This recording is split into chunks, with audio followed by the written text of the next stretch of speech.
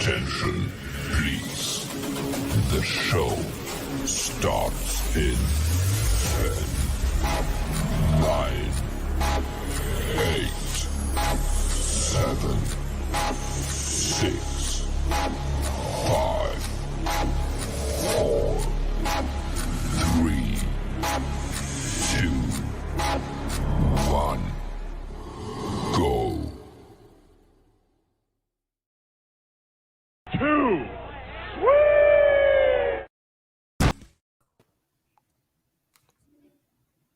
What's up? I cannot hear man up. You are muted, sir. You're muted, man up. Uh-oh, sorry. Can y'all hear me now? There you go. All I right. can hear you. Sorry about that. Little mishap on my end. What's going on, everybody? This is your boy Man Up back with Bells and Bells. I got my tag team partner, Jason Davis, aka JD. What's up, everybody? How y'all fellas doing today? Oh, man, I am so excited about this. This is a whole show dedicated to marijuana. What? Hold on. Man, man, did I do my list wrong? I thought never mind. Damn, that's embarrassing. That's just embarrassing. I feel bad, actually. I feel bad. How'd I have Cheech and Chong? Never mind. Oh my goodness. That was a good one. I'm sorry, y'all. Let me try I had Willie Nelson #1, but that's okay. Boy, I just got it. Of course, we're joking. Tonight's show is, of course, about the very best or our very favorite all right. high flyers in wrestling. I'm sorry. Joey got me on that one. I was not expecting that. Joey on some Matt Riddle-ish right there. Yep, absolutely. No, that involves crack. Hey, Scott. What's going on, man? Welcome. Okay. Yeah. All right. I'm sorry. Joey called me on guard on that one. I got to go ahead and say today's show is going to be about our favorite top 10 high flyers. Right on. Joey, do you want to go ahead and tell them what we're talking about when we say high flyers? Yeah. So it doesn't matter how you do it. You can have papers. You can get the little thing that what you call it with the water in it, and high flyers, right? Man. All right. Now, you know what? I think everybody watching knows what high flyers are. We are talking about pro wrestling. What's up, Ben Walker? Mr. Ben Walker. What up? Yeah, we are talking about a bong. Yes. All right. Oh my goodness. All right. So, and then once you on that, then that's it. Man, I'm sorry. It's puff puff. It's puff puff and pass it to the left. I hope everybody knows what a high flyer is. Right, oh my goodness. All righty. So with that being who did their top 10? What's up, Ben? Who did their top 10s now? I want to know who did their homework this week. That's the question. Yeah. Scott, I'm gonna need it in top 10 format, starting with number 10. Come on now. Don't let me down. All right, so we're gonna give our top 10. I'm sorry, Joey cracked me up. I'm still laughing at that one. I'm sorry. I'm not. Yeah. But we're gonna do our top 10, and we want y'all to count down with us. Y'all give us your top 10. We're gonna do number 9. Y'all gonna do number 9, on and on till we get to number 1. That's right, Ben. All righty. Well, yay. Hey. Yeah. Hey, that's a whole nother topic. Hey. Yeah, RVD covers high flyers in every way possible. Yeah, that's a whole nother topic. But yeah, so let's go ahead and get the party started. Cedric's not with us today. He should be back with us next week. With that being said, we don't have a bell, but let's go ding, ding, ding. Okay, we're started. Let's go ahead and start with Jason. Who did you have for your number 2? Segueing from marijuana and high flying, my number 10 is the incomparable and already mentioned Mr. RVD. Loved his style when he came on the scene. Loved his work in ECW. Loved his work in WWE. Loved his work in TNA. I love his work wherever he goes. The man is ageless. He's still working. He's been a longtime advocate for the wacky weed, and I'm a big fan. I like his style. I like how he innovated the high flying work. He wasn't just a high flyer. He integrated martial arts, integrated the hardcore style into it as well, but did it in a technical way, which was really interesting. He was kind of a breath of fresh air in the ECW scene because he was doing some hardcore stuff, but he was mixing it with technical work, which was really cool. So big fan. Yeah. Okay. Can't argue that one. That's a good one. Whew. All right. Who you got there, Mr. Joey? All right. My number 10, as a guy that doesn't get talked about a lot in this category, but he should be because back in the 80s, he's a guy that was kind of pioneering this in the United States. And I'm talking about the legendary Beautiful Bobby Eaton. Oh, yeah. There he goes, throwing that Alabama jam from the top rope. Beautiful Bobby was doing this in the 80s when there weren't really many high flyers. He was coming off the top rope with I don't know if you noticed. Do you recognize that face just underneath his opponent there on the side? I don't know if anybody, bonus points to anybody at home. This guy was a prominent wrestler, pro wrestler, but also a prominent MMA fighter as well. He was known as the Gracie Hunter. Anybody know him? Anybody recognize that face? Anybody know that face? I don't think so. No. Maybe wrong. Well, anyway, while we're waiting to see if anybody's got any guesses, Bobby Eaton had quite an arsenal off the top rope, actually, including knee drops, elbow drops, all kinds of stuff.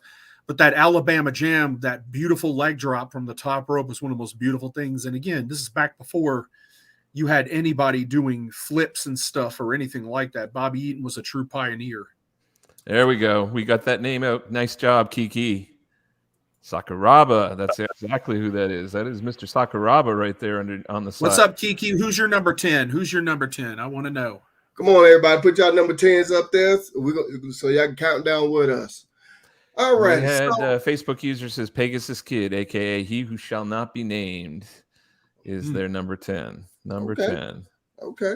We had another one say RVD is the man. Yes, he is.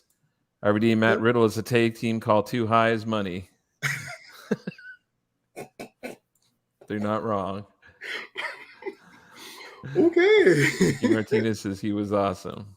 Yeah, Kiki, we want to know your if you're going to do a list of 10 to 1, 1 being your favorite, what's your number 10? Oh, man. Who's your number 10? Yeah, we want to know your top 10 high flyers of all time. So who's your number 10? Because we're on number 10. We're starting the bottom. Starting at the bottom and going up. All right, man up. Who you got? All righty. My number 10 is going to be somebody that's well known. He was always, a kiss stealing, wheelie dealing, limousine riding, jet flying son of a gun. So I got to say Ric Flair. He was, Joey give me that face. What? He wasn't a high flyer?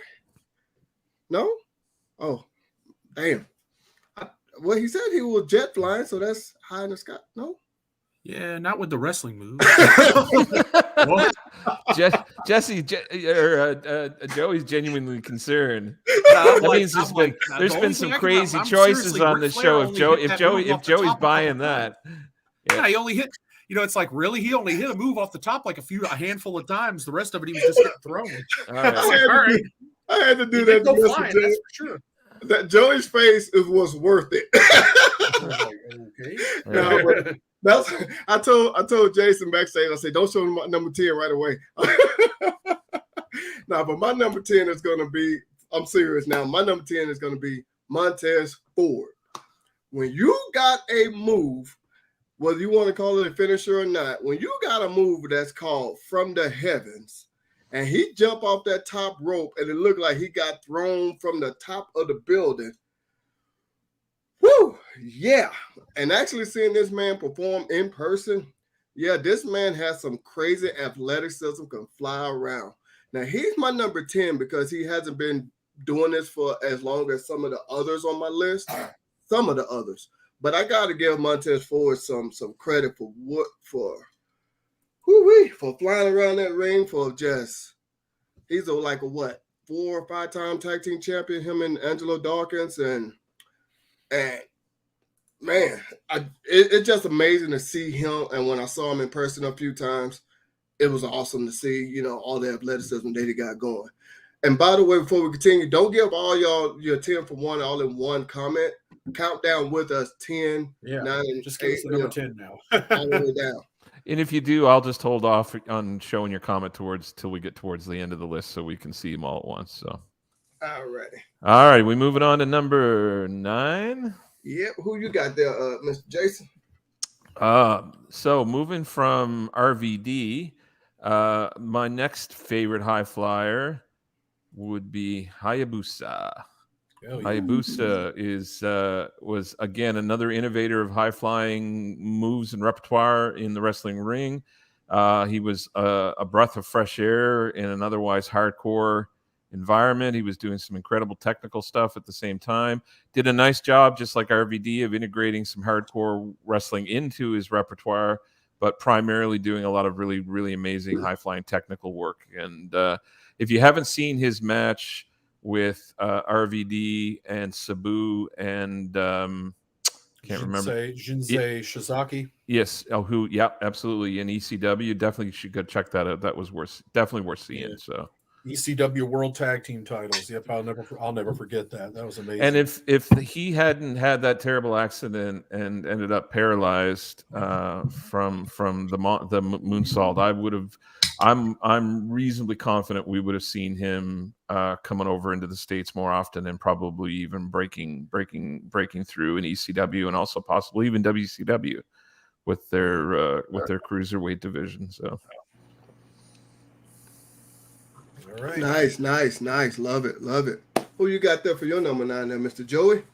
All right. My number 9 is there's always luchadors everybody talks about. One of my favorite luchadors of all time is the legendary Psychosis, also known as Nicho the Millionaire, without the mask, after he returned to Mexico. But yeah, dude. Again, from ECW to WCW and all everything in between, and then having a lengthy career as Nicho afterwards without the mask in Mexico. He's just one of my favorites. He's a little bit taller than a lot of the lucha guys, but God knows just as athletic. To his credit, though, like to be able to take that frame and work that style is pretty bloody impressive. And do stuff still nobody else has been able to do. Yeah. Psychosis, man. I got to give the guy his credit. Now, don't be confused again. There's been another Psychosis in Mexico after the unmasking of Psychosis in WCW. That's why I also let you know he's Nicho without the mask. Right on. Gotcha. Love it. Gotcha. All right. My number 9 is going to be someone that a lot of people don't really talk about much. I think this guy here, he, put on some good matches as well, too. He's a high flyer. I think, if I'm not mistaken, like a 4-time tag team champion as well. I'm talking about Mr. Evan Bourne. To me, seeing him flying around doing all this crazy stuff was pretty decent. And he don't get a lot of credit for the stuff that he used to do, in the ring, and I think his career could have been a lot long. Well, should have been a lot longer, but it was, I guess you could say, just didn't work out for him in the way he wanted it to, I guess. However, what do you mean? Say what now? Matt Sydal is still wrestling. No, I'm not saying not wrestling. I'm just saying, on that mainstream, like WWE or WCW or whatever, something like that. That's what I'm trying to say. He's in AEW and Ring of Honor right now. But all right. No, he's okay. Still active. I guess I'm not explaining it properly, but let's just go ahead and say I agree with that comment right there, Scott. Evan was fired because the man he's doing some crazy stuff in that ring. So I think him flying around and entertaining us with this moonset and kind of like what Joey was just saying.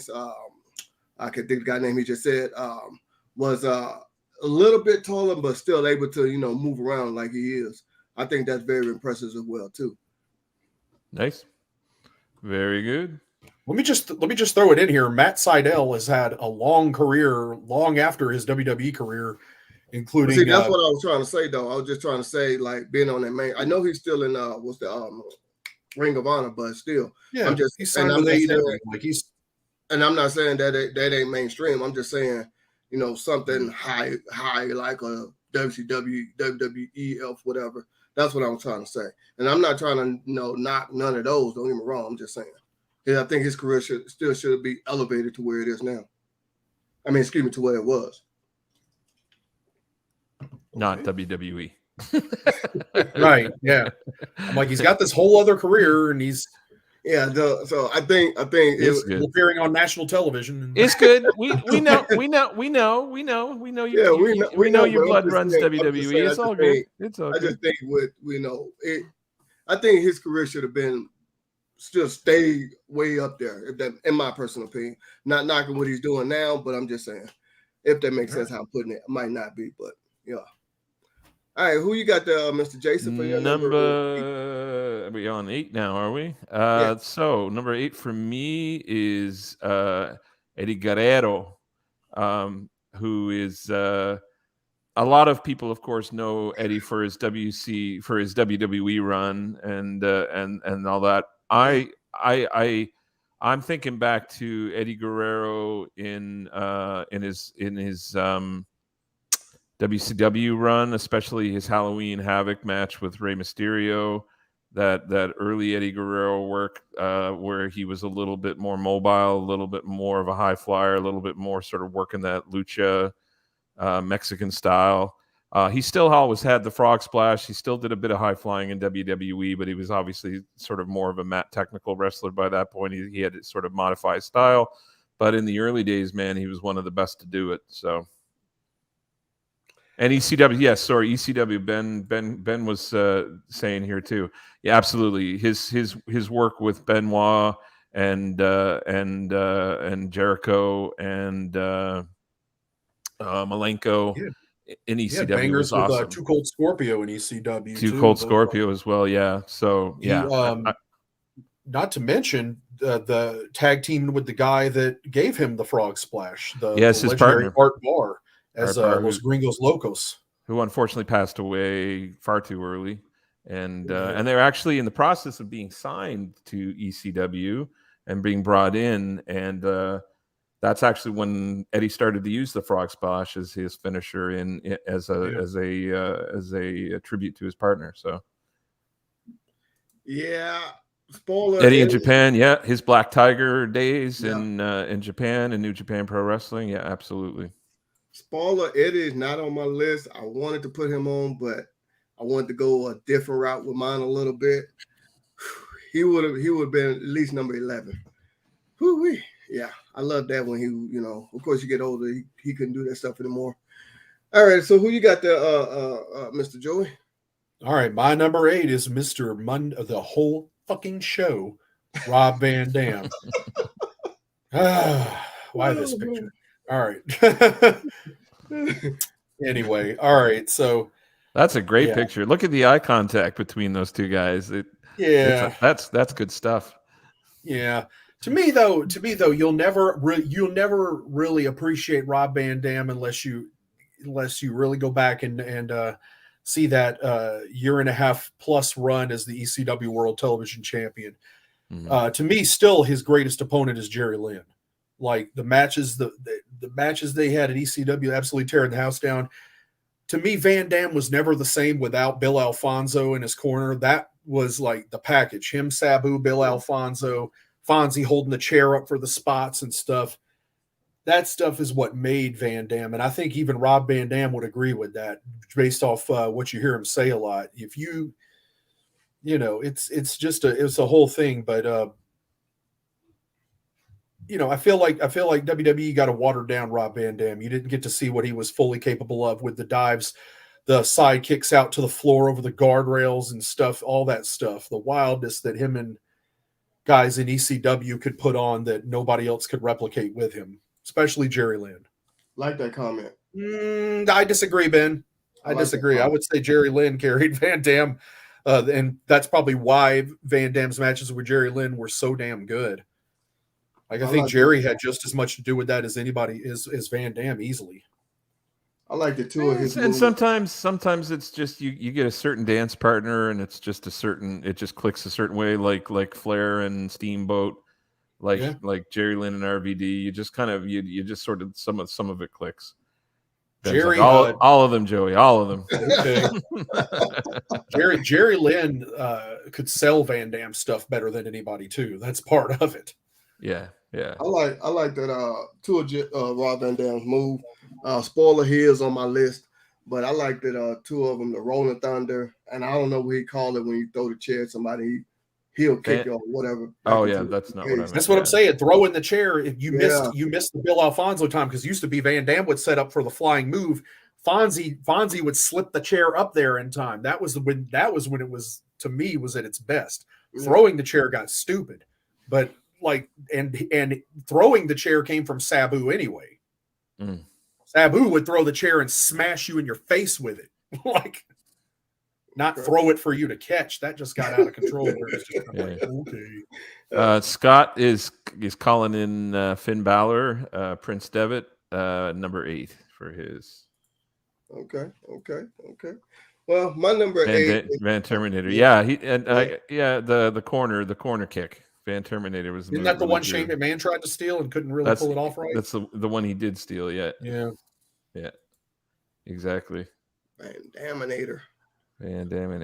Oh, okay. All right. Okay. Who you got for number 8 there, man up? I ain't gonna go too long on this person, but my number 8 is Sin Cara, and I like a lot of his moves. Now he didn't also known as Mystico. Yeah. He didn't stay long in the WWE because it was rumored that he had a bad attitude. He was botching a lot of moves and stuff like that. So that's why he's not higher on my list. But I did like a lot of his movesets, and I can't name them all, but because I can't remember off the top of my head. But I liked a lot of his movesets, but it's just that the fact that his contract got terminated is what made me not want him higher on my list. But I did like a lot of stuff that he was doing in the ring. And of course, I think this is when they one time they what's the word I'm looking for? They messed up and showed how he would jump into the ring with the little small trampoline right there. And people at first thought he was actually from the floor leaping up over the top rope and stuff, but they actually revealed some of the secrets. That's what I was looking for. Revealed some of the secrets that he was using a small trampoline to do that. But I liked it, a lot of his movesets and stuff like that. Cool. All righty. Right on. Joey, you looked like you had something you wanted to say that. Anything? No? The majority of his career, really, I mean, what he's known for is his work, of course, in Mexico as Mystico. There were actually two people to wear the mask as Sin Cara in WWE. He was the first, and then of course Hunico took over the role when his contract got terminated. So yeah. All right, moving on. All righty. So who you got there for number 7? My number 7, because I gotta pay homage to my home country, is Mr. Owen Hart.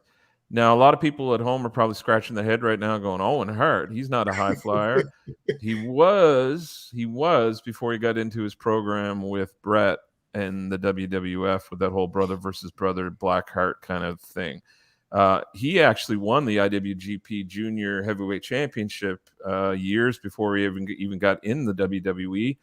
And he was wrestling Jushin Thunder Liger over there before he was even Jushin Thunder Liger.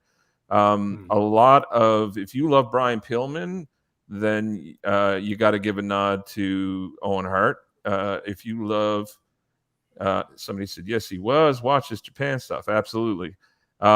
He was he was a real innovator. If you can grab footage on YouTube of his work in Stampede Wrestling, pre his WWF run, and even his early WWF days when he was partnered with High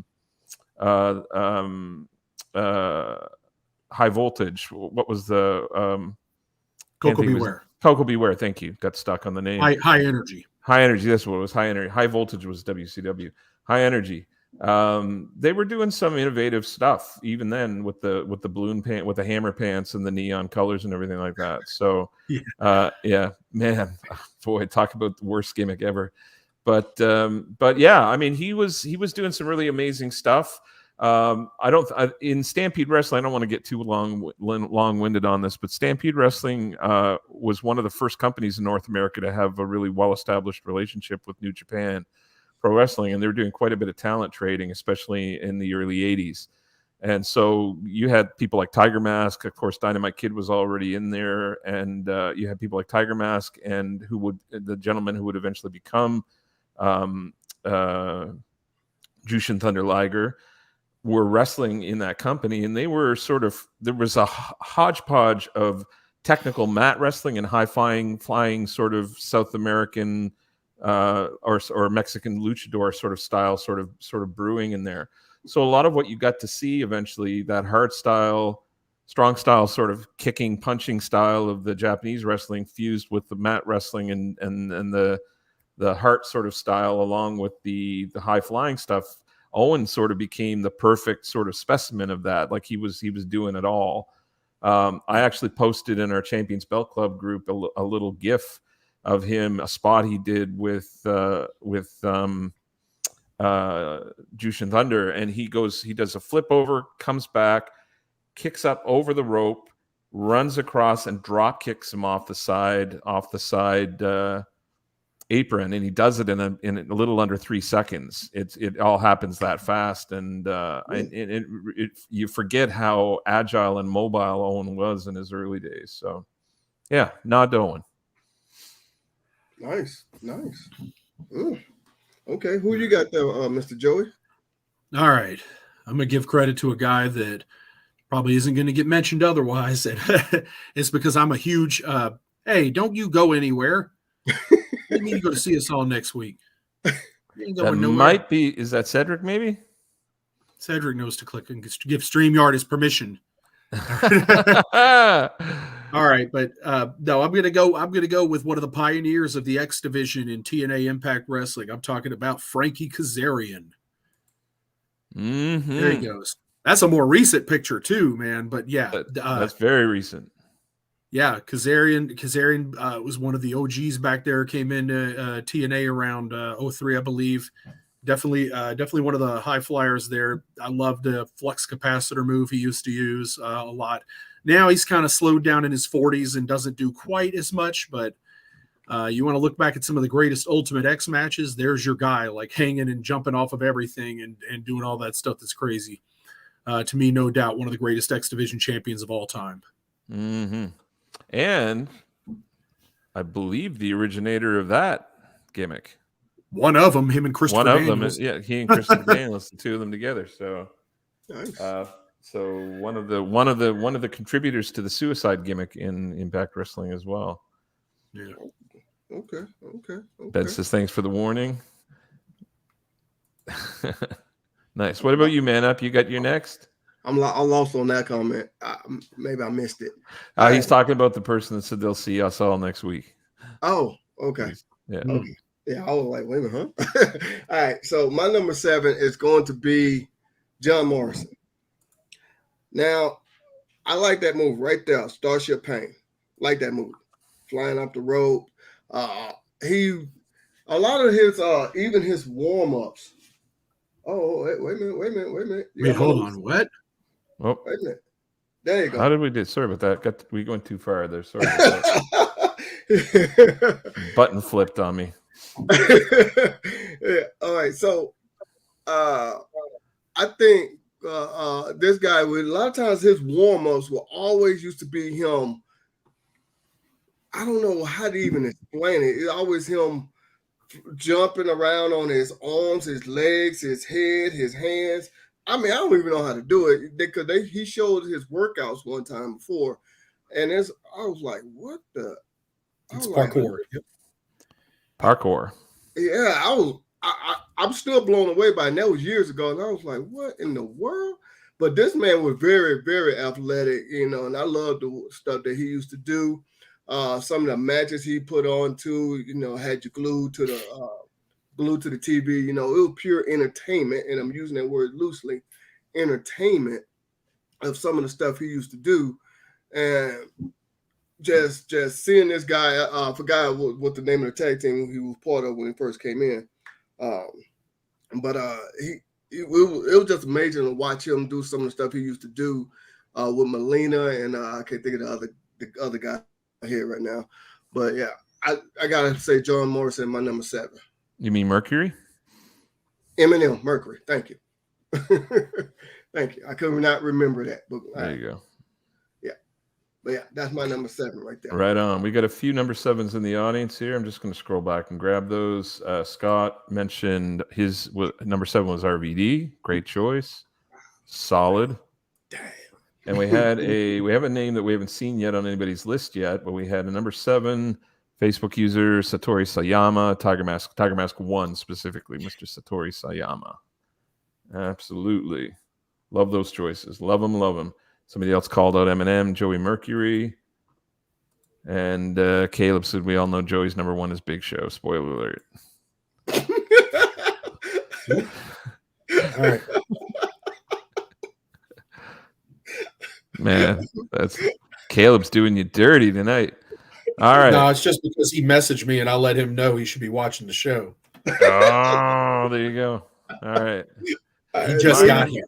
There you go. Oh, Hey, yeah. but give credit to Big Show. He was doing some kip ups and jumping off the top ropes until Vince McMahon told him to stop doing all that.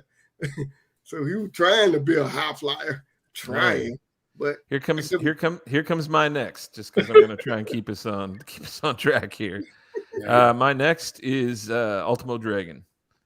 One of my favorites. Loved his belt collecting days. They named 2 high flying move sets off of him. I mean, the side moonsault and the backwards flip, essentially off the side of the ring. And I mean, he did some amazing stuff. And he brought us Okada, so I'm grateful for that as well. Because if he hadn't broken in the business and trained, we wouldn't have had those 6-star, 7-star matches over the last couple of years with Mr. Okada. So Kazuchika. okay. Somebody else agrees. They say Ultimo Dragon Nice. for me as well. Nice, thank you. Right Deserves his on. props. He definitely does. He does. Classic Rock phrase. Well, it's the big slow, but seriously saw him do a top rope drop kick in his early days. There you go. Cannot believe we were talking about this in High Flies. Oh man! All right. Hey, you never I don't know, who's man. gonna I get- dig out one of those old Super Machine masks, and away we go. He's a luchador. You know, back in 1988, before he even came to America, I saw El Gigante Giant Gonzalez do a 450. Here we go. Yeah. No. God, no. Yeah, that would be amazing. Who you got there, Joey? For your number 6. All right, my number 6. As a kid growing up, he was definitely one of the most popular wrestlers I ever saw in WCW, and still left a legacy as one of the greatest high flyers in America at the time. Talking about Flying Brian, baby. Yeah, There he is. there you go. Yep, long before the motorcycle accident and couldn't really do anything anymore. Brian Pillman was springboarding and jumping off of everything, and he had a great flying crossbody, second only to Ricky the Dragon Steamboat. There you see him throwing a missile drop kick. He had the name Flying Brian for a reason, but yeah. Great, And like Jason great drop said, kicks too. yeah, teaming with Owen back in Stampede, Yep. they really brought a lot of that. They were, just really brought us a lot of that mixture of styles. And Brian was very good too. Credit to the whole Hart family for training him and making him what he was. Absolutely. Nice. Talented man. Very. Legit dungeon graduate, not Associate. yeah, not later whenever it was just some random person in an actual ring saying that was the dungeon. So Stu Hart stretching you on the carpet in the basement and stuff like that. Yeah. Okay. Who you All got, right, man? my number 6 is going to be someone who is currently doing it now. At least I believe he still is. I haven't watched it in a little bit, but I'm talking about Ricochet. Now, when you got the name Ricochet and you do all these high flying moves, your interest is you doing backflips when you get into the ring, doing your little poses and stuff like that. And he put on some good matches with I can't think of his name right now. The YouTube guy, I can't think of his name on top of me. God, he's killing me. But yeah, he put on Logan Logan Paul. Paul. Thank you. He put on some good matches with Logan Paul at what was that? SummerSlam, I think that was, or whatever match that was, WrestleMania, whatever it was. Also too, so that was with Ricochet. Excuse me, that's what I'm trying to say. With Ricochet, him flying around the ring, still doing it in his mid-30s, and still able to. Don't worry, Caleb, I got you. With dang, he threw me off what I was going to say. Caleb got threw you. me off. I got you. But at the end of the day, I think Ricochet, with his high flying moves, is doing exactly what is needed for that particular promotion. And I'm putting that in quotes when I say that because it's all the entertainment, the high flying stuff, the hot spots, stuff like that. And he's pretty good at it. I give him credit for that. And I think when you name yourself Ricochet, yeah, you should be considered a high flyer. Cool. I really actually recommend too, if you like his stuff in WWE, you should go and check out his stuff in Underground and also in New Japan. He had some amazing matches with Will Ospreay over in New Japan Pro Wrestling a couple of years ago. So some of his better stuff is over there actually. Nice. All righty, so who do you have there, Mr. Jason? Next on my list is a gentleman that's already been mentioned. I have to go with Tiger Mask. I have to go with the original Tiger Mask 1, Satoru Sayama. Is that Bret Hart getting smashed? That is Bret Hart getting smashed on one of his early tours in New Japan. Like I had already mentioned, there was quite a lot of talent sharing going on between Stampede Wrestling and New Japan Pro Wrestling. And so Bret actually cut his teeth quite a bit early on in his early days over there in New Japan Pro Wrestling, along with his brothers. Wrestling, of course, his Gaijin heels over there. Tiger Mask didn't have a long career. I mean, he wrestled for a long time, and he wrestled under a lot of different personas, all sort of Tiger Mask-esque personas after he left New Japan Pro Wrestling. But he made a big mark in wrestling in a short amount of time. His matches with Dynamite Kid are considered sort of the really the beginning of the junior heavyweight style of wrestling. Really, when you go back and watch those with Dynamite Kid and Tiger Mask, and the gimmick was so over, they went through. They're on their fourth iteration of that same gimmick. They've had 3 other wrestlers take that gimmick over since then. He was doing some really incredibly innovative and amazing things. And actually, he was a big part of what got me into wrestling. Actually, I had seen him in his early days wrestling in Stampede on TV here in Canada. And I actually followed him over through tape trading, started doing tape trading to watch his matches in Japan, discovered Muda that way and quite a few other wrestlers. And that started my whole overseas sort of Japanese sort of rabbit hole that I went down sort of watching that product. So he's a big part of that. So a big fan. Yeah. Nice. Last Tiger Mask was Kota Ibushi, right? Yes, it was Tiger Mask 4. And Tiger Mask 2 was actually hard trying with names tonight. Misawa. Yeah. So some really impressive wrestlers have actually held that mantle and carried it through. So who you got next, Joey? All right, somebody we've also named earlier on the list. I got the legendary Hayabusa, young boy Bret Hart. Yeah. I love it. Yeah, he was a young boy for sure. There he goes again, Hayabusa. Yeah.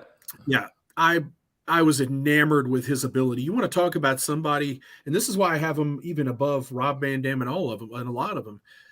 Hayabusa is a guy that really was able to take high flying and hardcore and combine it to a much Really? higher level to me than Rob Van Dam. I agree. Like Hayabusa was was just as innovative, and yeah, I mean, I was just enamored with everything, getting to see the FMW stuff. But then, like you said, in that tag match, that's what really got me into learning about him and finding all about his career was when I saw him work across from Van Dam and Sabu.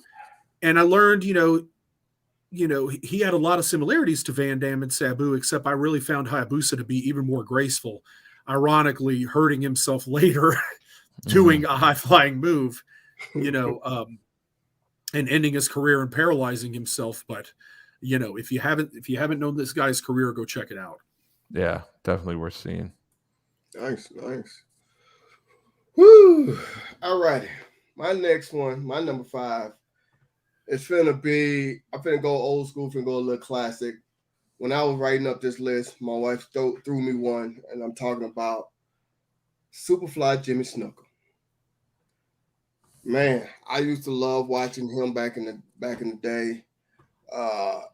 Him jumping off the damn cage. I forgot who one of those matches he was against, but it's, to me, watching Superfly Jimmy Snuka, this was, to me, one of the, I'm not going to say the first introduction to high flying, but one of them. And it was just amazing seeing someone like him do this. And I'll never forget the memories of him that he gave me watching all of these stunts and things that it was. I mean, it's just driving me, getting me a little emotional watching this because it's taking me back to my childhood and stuff like that, watching Superfly Jimmy Snuka. I just can't picture myself without watching high flying wrestling back in the 80s and 90s without watching him. Now, and also Don Morocco and Bob Michael with some of the Superflies. Okay. Absolutely. But it was just an awesome thing to watch him back in those days. I can't remember all the matches he had back in those days, but it was just amazing seeing him. And like I said, he's not the first one, but he's one of them that introduced me to high flying back in those days. Yeah, and no one will forget that he's always got that off the top cage on the Don Morocco at Madison Square Garden is always. Oh, Don Morocco, okay. Yeah, it's always the one that everybody sort of always mentions. So pretty iconic moment. Yes, it was. I'll never forget that. It's like I said, it's very emotional because that's when I was starting to get into wrestling back in those days, and as a little kid, I was just in awe watching that stuff. So I appreciate Superfly for that one. Right on. All right, moving on. My next is Jushin Thunder Liger. I don't know how anybody could have a top 10 list and not have this guy on it. This guy defined junior heavyweight, essentially, and to his reputation and his respect was so widespread. Anytime a company wanted to start a junior heavyweight division during his tenure of wrestling, they almost all brought him in at some point in time to sort of set the bar and to establish the division. So he wrestled through, God, how many decades? 3-4 decades of wrestling. He only recently really stopped. 5 decades. Yeah. He was 80s, 90s, to 2000s, 2010s, and then the 20s. To work that style of wrestling for that long shows you just how durable and well conditioned he was. He was innovative. He changed with the times when he needed to, even though he's running the same gimmick. He played with different aspects of the character. It was just a really, and he's been one of the primary trainers and one of the primary sort of men behind the scenes in New Japan for many, many years as well. So he's been somebody that's been paying it forward and helping the next group come up. So yeah, I did not know that. King of the light heavyweights, absolutely. Fair enough. All right, who you got? All right. My number 4 is a guy I still associate with he's the guy they built the X Division for. He's the guy they built the X Division on his shoulders. And I'm talking about the phenomenal AJ Styles. Oh yeah. To me, I don't see it again. And that's him doing a move WWE fans have never seen him do. The spiral tap. That move is a thing of beauty, like a spinning cycloning move off the top rope.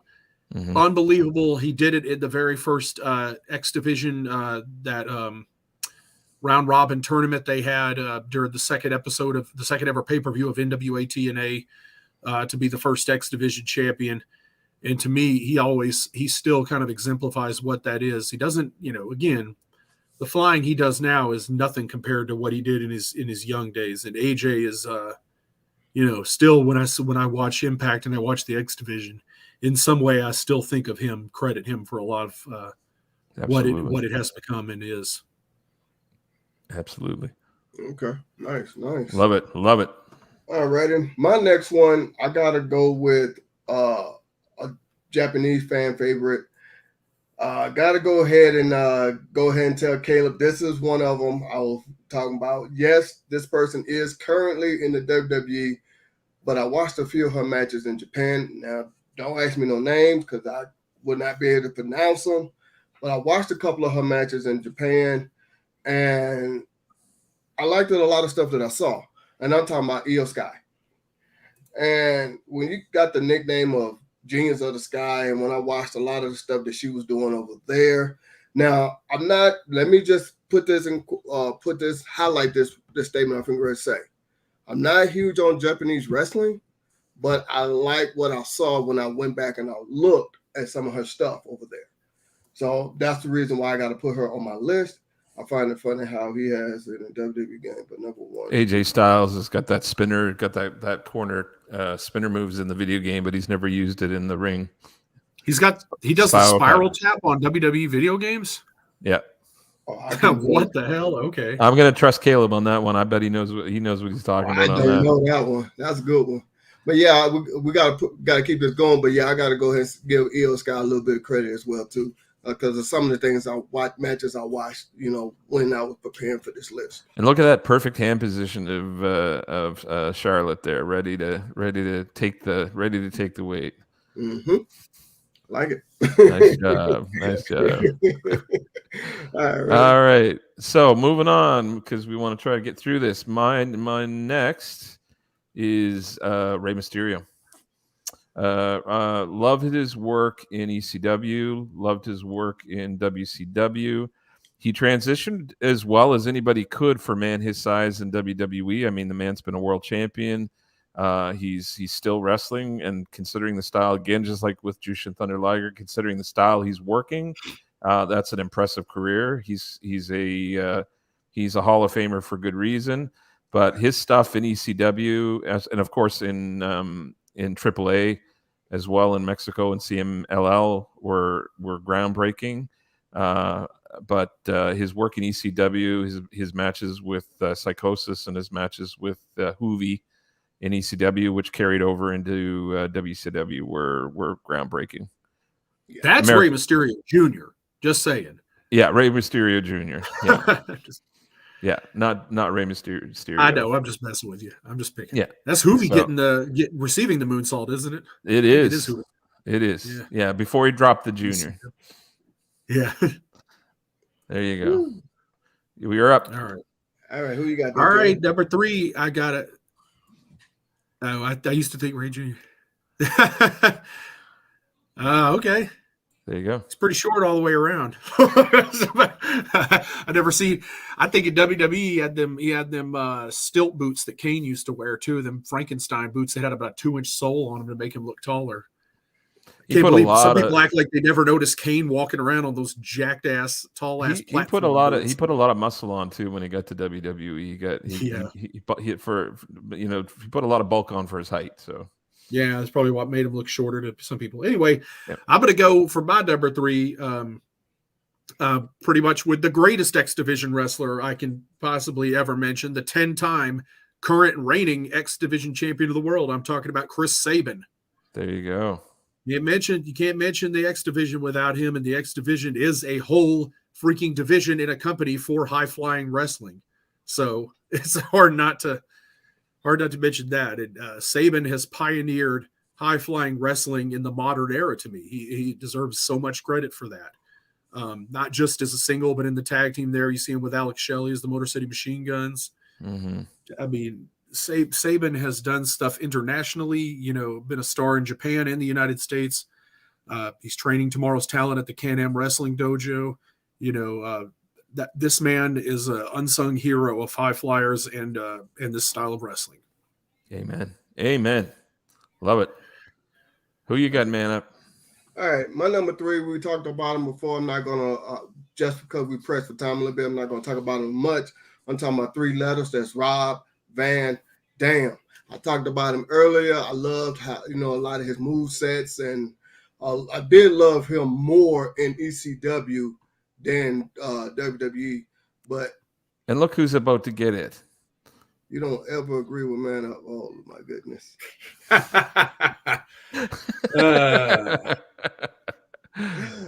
Oh, there man. you go. Oh, you just had to kill the buzz. Yeah.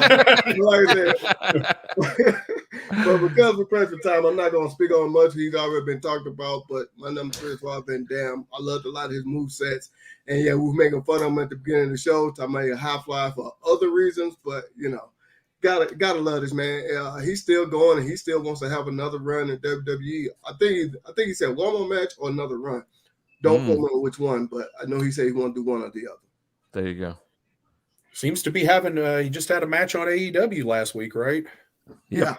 Seems to be working for them. So there you go. Nice. All right, so my number 2 is already been mentioned, so I won't go too long on this. Here he is throwing that move that Joey loves so much, that flying punch off the rope. AJ Styles. I put this picture up just because I'm sentimental about AJ's time in New Japan as a member of the Bullet Club. He's in rare air, and I'm saying that sort of as a joke because of what he's doing there, but also because there aren't very many junior heavyweights who have been able to transition that style of wrestling and become a world champion in multiple promotions. Rey Mysterio, AJ Styles, Jushin Thunder Liger, these kind of wrestlers are special, and he's been a significant champion in every promotion he's wrestled in. He's still relevant. He could title chase in any promotion he's in, even still now, even with his modified style. And hella respect to AJ. Love his stuff. Yeah. Who don't love AJ Styles? All right, who you got there, Joey? All right, my number 2 has been mentioned also already. Is the legendary Jushin Thunder Liger. This gimmick is based off of an anime. If people don't understand that, and a really popular one. Yeah, Jushin Liger, man, like this guy. But again, I owe him a lot of credit too. When I was mentioning Brian Pillman earlier, as a kid, like him and Brian Pillman tearing down the house in that early matches of that light heavyweight division that they started at WCW really brought this style to America. And like you said, Jason, who did Pillman have to work with? So they brought in Liger, somebody that Pillman worked with in Japan anyway, and tore the house down. Yeah, absolutely. And I think back, imagine what if would have happened, like if in that light heavyweight division, if they had been able to keep an Owen Hart in WCW or something like that, that could have been insane. But just saying, yeah, you're right. You're right. All righty. It was actually a manga first, Tiger Mask and Liger. So was Jushin Thunder Liger, and it turned into an animated series. It was actually about a heel wrestler, Japanese heel wrestler that went over to the States, came back to Japan, flipped to face, and wrestled against his former heel stable in the States called the Tiger something. I can't remember the name of it. Somebody in the audience might know, but that was the basis of the storyline. So. Alrighty, my number two is my number 2 and number 1 could have flip-flopped for me because I love them both the same. But I had to put this guy number 2 after sitting there thinking about it. He's part of my favorite tag team of all time, the Hardy Boys. I'm talking about, of course, none other than Jeff Hardy.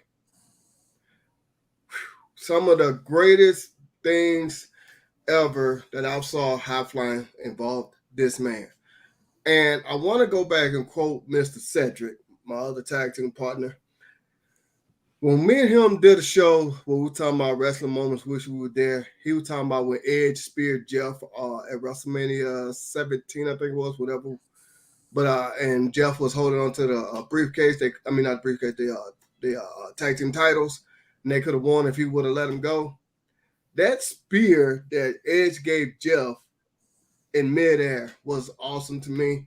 Also, too, just watching Jeff Hardy with his movesets, and I know he's had his troubles, and he's still kind of basically going, I guess you could say. I don't know how you want to phrase that, but this, to me, watching Jeff, do the things he's doing, him and his brother having a backyard wrestling, whatever they called it, off the trampoline, flying around, just awesome and stuff. So seeing him go and doing the things that he used to do, knowing that he's able to still walk again is just amazing. But I got to give credit to Jeff Hardy for that one. Right on. And here we are. We have arrived at the number one spot. For me, and of course, this is a list, of course, I just want to reiterate, this is a list of our favorite high flyers. So this list could change next week. Could change the week after. Could we change the week after that? But right now, tonight, this week, my number one is Will Ospreay. There's nobody doing it better than him right now, in my opinion. And not only is he, if you go back and watch his junior heavyweight stuff in the English independent scene, Rev Pro, those various promotions, and also what he was doing in New Japan Pro Wrestling, and then also looking at his transition into heavyweight wrestling again, rarefied air like AJ Styles, like Jushin Thunder.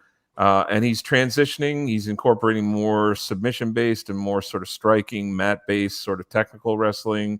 So he's creating a style that's still exciting, but is sustainable. A lot more psychology coming into his work, and I think he's getting featured because he deserves it right now. I think he's one of the best to do it right now. So, I'm sorry, I'm not laughing at you, Jason. I'm laughing at that's all right. I'm laughing at that comment. Joey's number one is actually Orange Cassidy. Don't lie, Joey. You're an AW mark.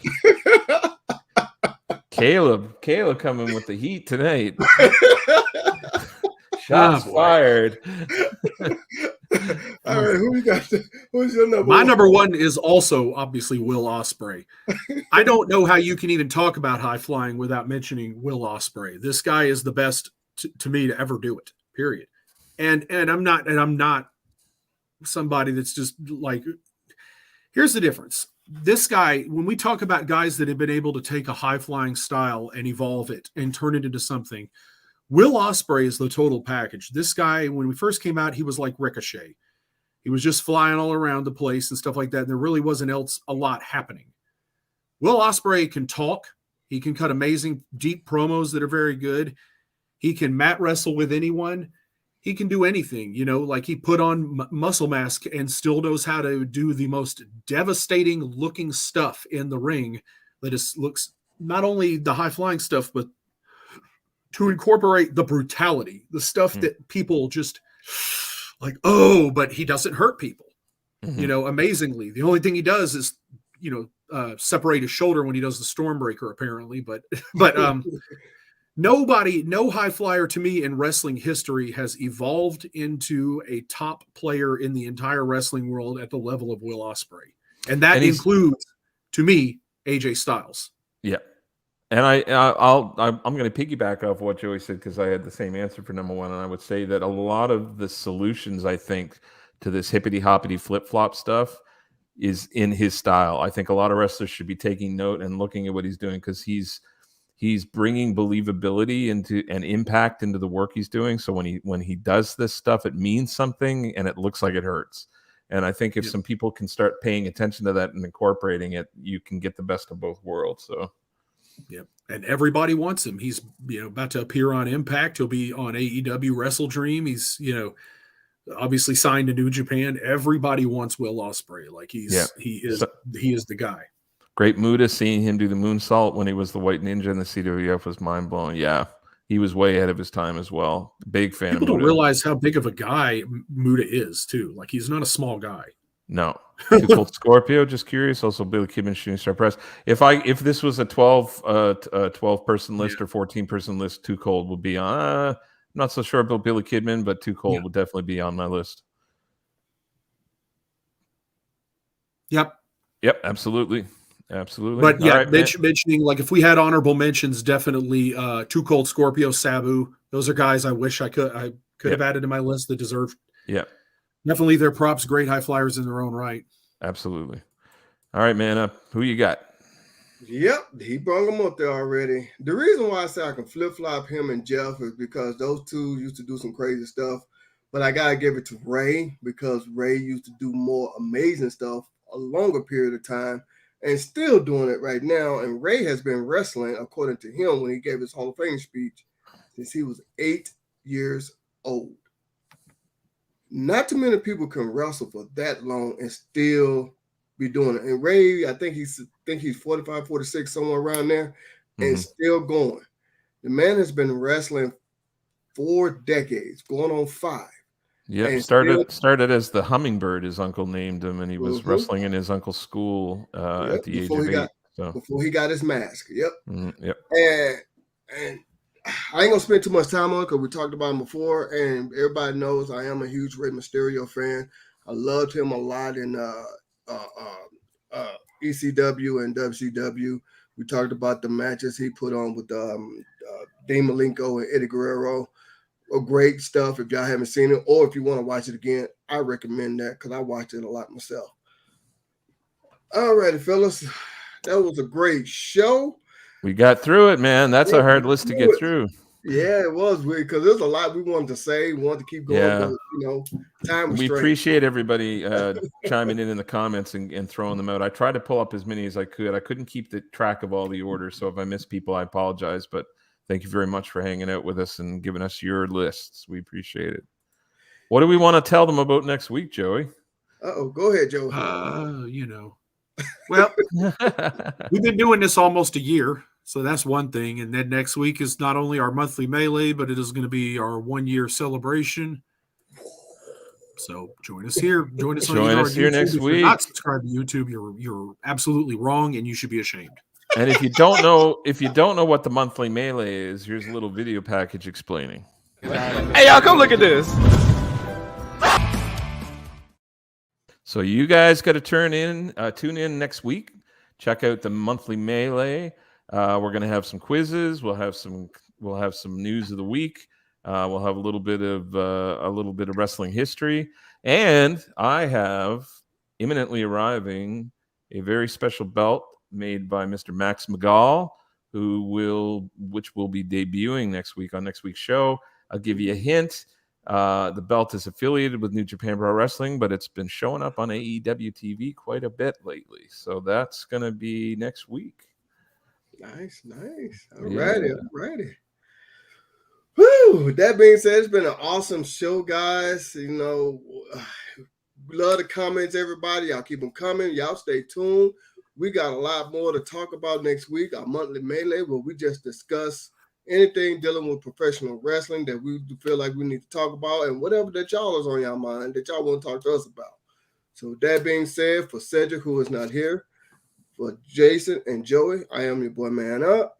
Thank you for watching Bells and Bells. Peace.